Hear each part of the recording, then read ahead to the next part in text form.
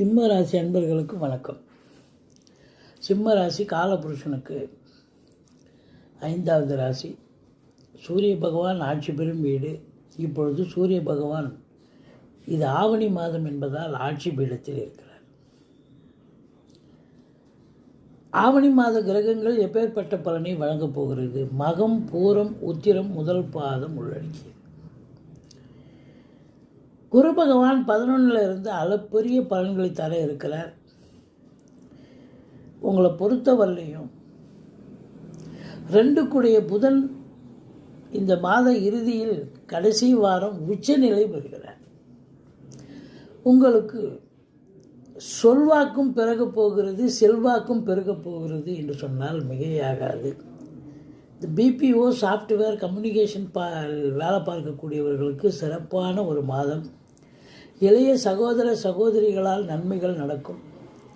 குலதெய்வத்தின் அனுகிரகத்தால் தொட்டதெல்லாம் தொடங்கப் போகிறது. இது நாள் வரைக்கும் முடிவுக்கு வராத சில விஷயங்கள் இப்போ தேடி வந்து உங்களுக்கு சக்ஸஸை தரும். திருமண வயதில் இருக்கும் ஆண் பெண் இருபாலருக்கும் திருமணம் கைகூடி வரக்கூடிய காலகட்டம். கணவன் மனைவி ஒற்றுமை, சந்தோஷம், குதூகலம் ஏற்பட போகிறது.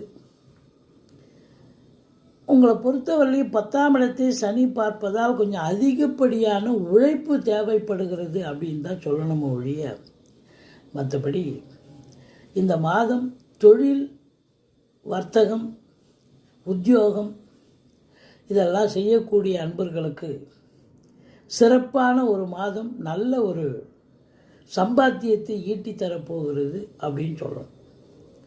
சுக்கிரன் பாருங்கள் 10 12ல் இருக்கிறார். தொழில் ரீதியாக செலவினங்கள் ஏற்படும். தொழிலில் மறுபடியும் இன்வெஸ்ட் பண்ணக்கூடிய ஒரு காலம்.